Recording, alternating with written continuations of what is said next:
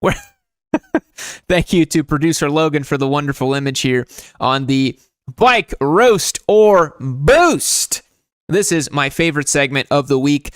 The boys on Discord send me their bikes. They send some photos, and our wonderful producer Logan puts them all together, and then we read them, check out what the bikes they've got, and then I render a verdict. I will rate or boost or roast your motorcycle. So, let's get started, shall we? Parrish75 on Discord. Oof. Good old dented up FZ-6. All right. I feel like I bring up the FZ-6 every other week, but this bike is a gem. This is like the gem that nobody looks at or thinks about anymore because it's kind of ugly and it's like a mid-2000s middleweight bike and blah, blah, blah. This has a detuned R6 motor and a proper aluminum twin spar frame, and it's comfortable and has a half fairing, and so you can do whatever you want with this bike and ride it all the time. This is an awesome second motorcycle. It may be even a first motorcycle if you're kind of a little bit more brave. But I tell you guys all the time, these bikes are fantastic. I really, really like these bikes. I think this one, it looks in pretty good condition. It's not too bad. Like I said, it was dented up, but I think it looks pretty good. Now, are they going to be as agile and nimble and like super fun as a brand new R7 or something like that? No, guys, come on. It's a little bit of a lazy mid-2000s bike. But look, you get an undertail exhaust. Don't get that on a new bike, and that's pretty sweet. This guy's got the comfort seat too. He knows what he's doing. I'm telling you. Ooh, maybe a little bit more than dented up, huh? I see some scratches there, some cracks and stuff, but again, it's a solid motorcycle, man. That looks like a pretty big dent in the gas tank over there. Maybe get some extra photos. Nope, the good side of the bike. But yeah, man, I think like people overlook these, honestly. And you can get these for cheap. You can get these for really cheap. I've seen these go for $2,500 in like pretty good condition. $3,000 for really good condition all day long. That's a lot of motorcycle for $3,000. All right, Uber Cruiser has his bike. Let's read the description here. It says, okay, fine. Also looks like I need more diverse riding buddies. 2022 Ducati Streetfighter V4S. Woo! Suspension tuned by Dave Moss. Looks like Logan redacted the story because not enough space. And he said, I'd give the full mod list, but honestly, it's all boring, standard cosmetic stuff. Signals, reflectors, tail delete. Let's take a look. Oof, that is beautiful. I actually recognize his avatar because he has a sticker right there of it from the Discord server. So we had one of these in 2022. And these bikes are so good. Not to sound like an absolute simp and an absolute just like, you know, elitist, but dude, the Ducati stuff nowadays, oh my God, the top level stuff is so good. It is so ridiculously good. I got the wonderful chance to put an exhaust on this thing. I took it out on track. I reviewed it on road, and it's just like it does everything so well. I think with the stock exhaust, it was better than when it had a full exhaust because it actually didn't sound too loud. And it was just like, oh my God, it was such a good motorcycle. It was so good. It was super fun, super rowdy. It pulled like an animal. And then when you took it on track, other than, you know, you're a little bit sail in the wind, so super top speed racetracks, maybe not the most fun, but it was comfortable and fun and like ridiculously capable. It felt like a video game. The bike is so good.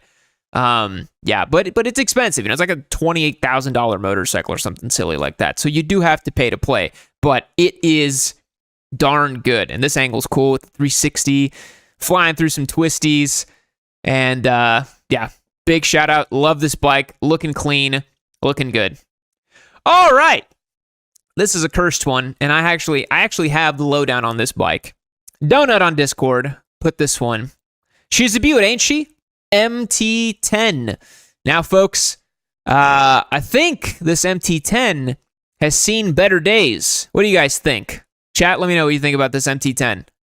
I think that'll buff right out. You know, that'll buff right out, dude. Don't worry about it, man.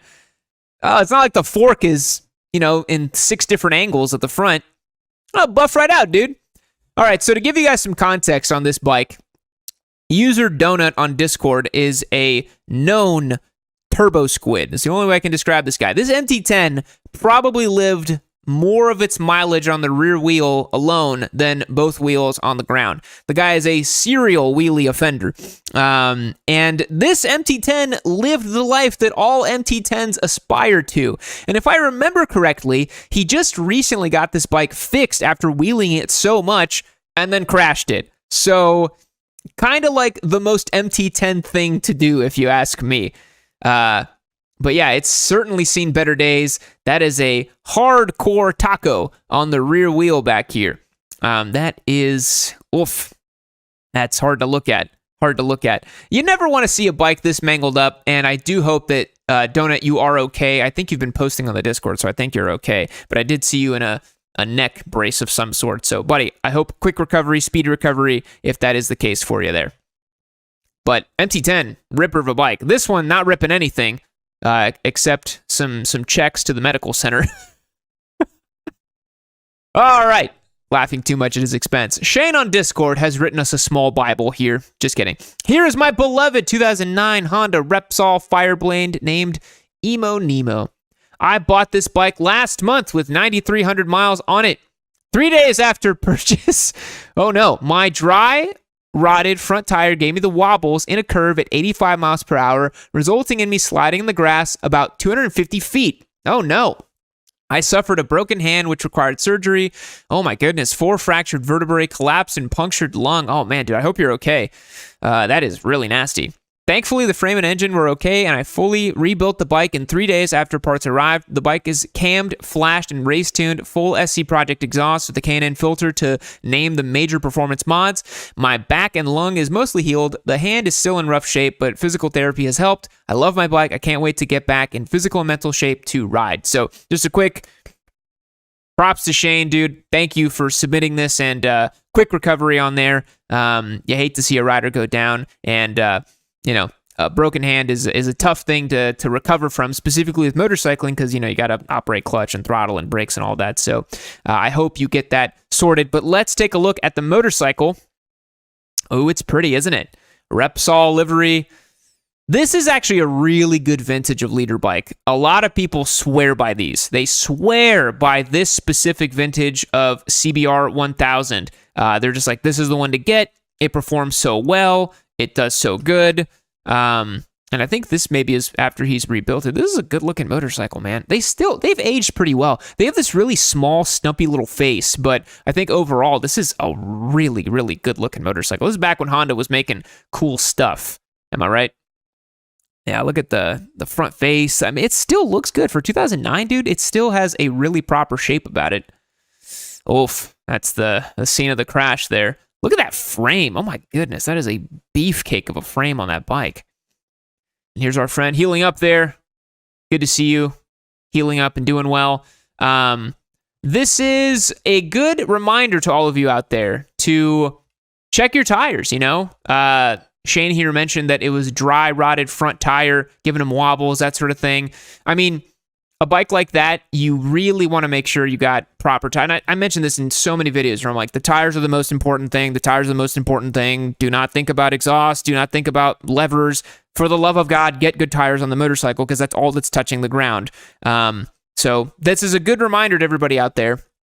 Get proper good tires on your bikes. Make sure you're checking the tires on your bikes, because things can happen, and that is pretty crappy, you know? All right, Comrade Bear on Discord has said, my Trident ended up dropping in a rookie mistake in some gravel. Had to replace my clutch lever, and now got to look into fixing the cover and the stator alternator cover. Just some minor damage.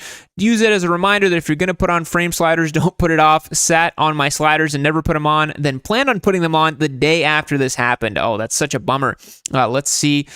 Classic little Triumph Trident here. Absolutely patrician choice, going for the tank bag right there. Very smart. Good looking little bike. He's got the windshield on it too. Hey, this guy's gonna be doing some long distance riding on this, telling the world that I don't need no stinking sport touring machine. I'm just gonna put a freaking windshield and a tank bag on my naked bike. Call it a day. Love to see that. That's exactly what you should do. Let's see. Ooh, there's a little bit of damage right there on the cover. Luckily, that's a very, very easy part to replace. And a good reminder to not only get frame sliders like you mentioned, but also to get case covers.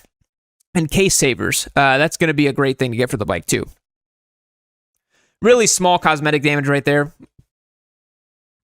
Honestly, if I were you, the lever snapped, which kind of sucks. But if I were you on this, I would just touch that up with the paint marker. Honestly, I wouldn't even get a replacement part for these. I would just literally just touch it up with a paint marker. But that's because I'm a bit of a degenerate with my motorcycles, and the the shift peg on my Ducati Scrambler Desert Sled is the inside of a bar end mirror, if I remember correctly. I like bolted on some crazy thing and it works just fine. So again, I do insane, stupid, degenerate stuff on my motorcycles. Maybe don't listen to me so much, but simple fix, you know? Lever, cover, no big deal. Bike's back on the road. It already is on the road. All good.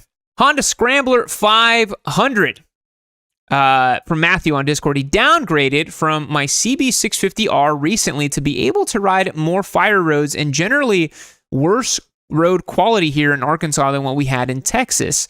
I've loved the bike so far, a little low on power, but it's light and cheap. I've been looking for some racks and panniers as well as a small windscreen. The Honda Scrambler 500 is a motorcycle that is not something that I would think too much about, if I'm being totally honest. The reason being is that this is based on the Rebel 500 platform. So you see the frame here, the engine. This is all Rebel 500 cruiser. And they have like a really long high pipe in the back, but this pipe is still low in the front. To me, this is more of an aesthetic kind of shakeup on the Rebel 500 motorcycle than a proper like fire road style bike.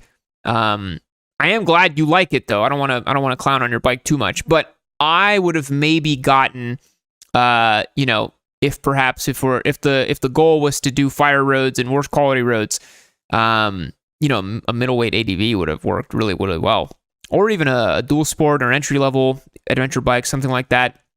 But this motorcycle does have a larger front wheel, but still cast. Probably still reasonably heavy, but yeah, it's not a bike that I've thought about too much. I'm gonna be totally honest, but yeah, I think the green looks cool. Green looks pretty cool. Oh, that's just a sad cat right there. Yeah, that's kind of how I feel about it. Sorry, no more pics.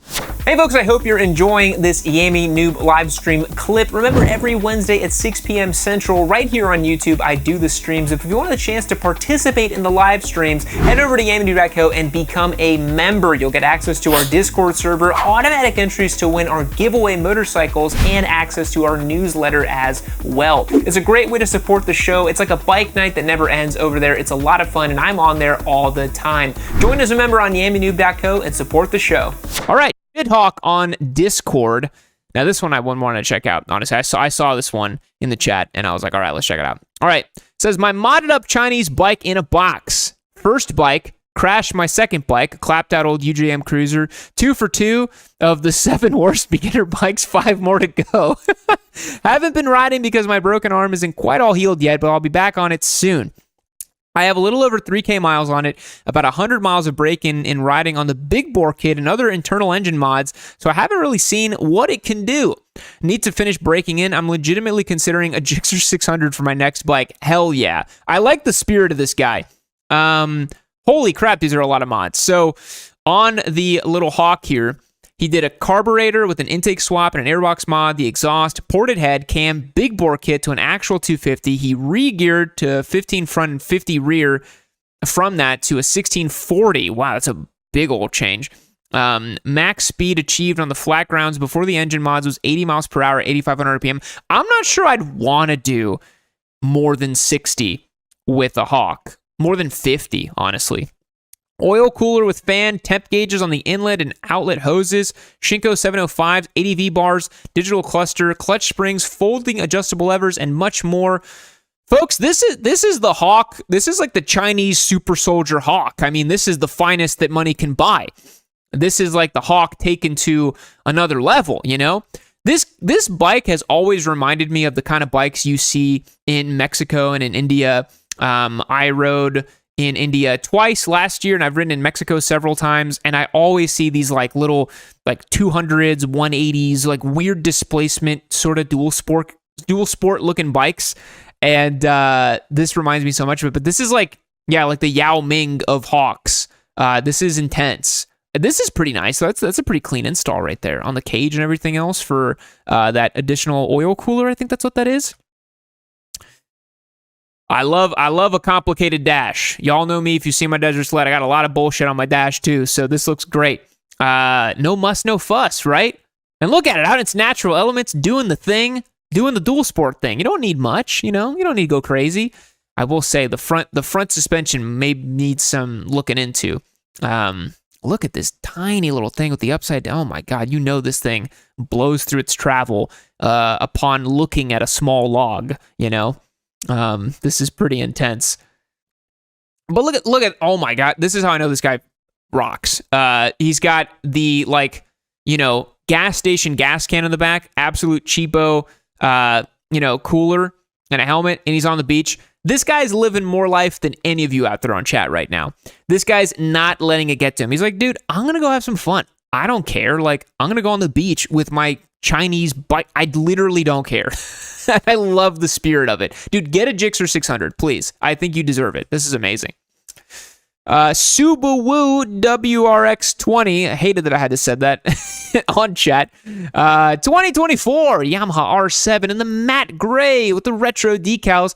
Finally got the tail tidy on and some other small cosmetic things like the VF Designs tail light turn signals. Moving from owning Harley Davidson motorcycles to a sport bike was quite the change, but I really enjoy it. We've converted one, boys. We got another one. We've converted Harley guy to sport bike guy. Yes, let's go. Come on, enjoy life. But I really enjoy it. Also, I feel mature enough not to kill myself at this point in my life. That is very good as well, too. Really sensual photo mod here. R7 decals popping right there with the black and the white. Very nice. Got a backpack on right there. Very nice. Having some fun, hanging out with the boys. I see an Aprilia RSV4, I think, in the back right over here. That's nice. Or a Tuono V4. Very, very nice motorcycle. Same photo with the full color right here. Yeah, I mean, the R7, you know, one thing I like about the R7 is that, ooh, that taillight does look good. One thing that's cool about the R7 is that they made it really look like a super sport, and the ergonomics are very super sport. You know, the Daytona 660, the GSX-8R, if you know what to look for, you're kind of like, yeah, that's a sport touring bike kind of thing. Like, the R7 is a properly sporty little motorcycle. It still has the parallel twin. It's not an R7. Like, let's not get our panties in a wad about it, you know, but it's a good motorcycle, man. I really enjoyed the R7 when we had one as a giveaway bike a few years ago. It's a really nice bike. And Yamaha really made it do what it needs to do in the category. And they sell a bunch of them.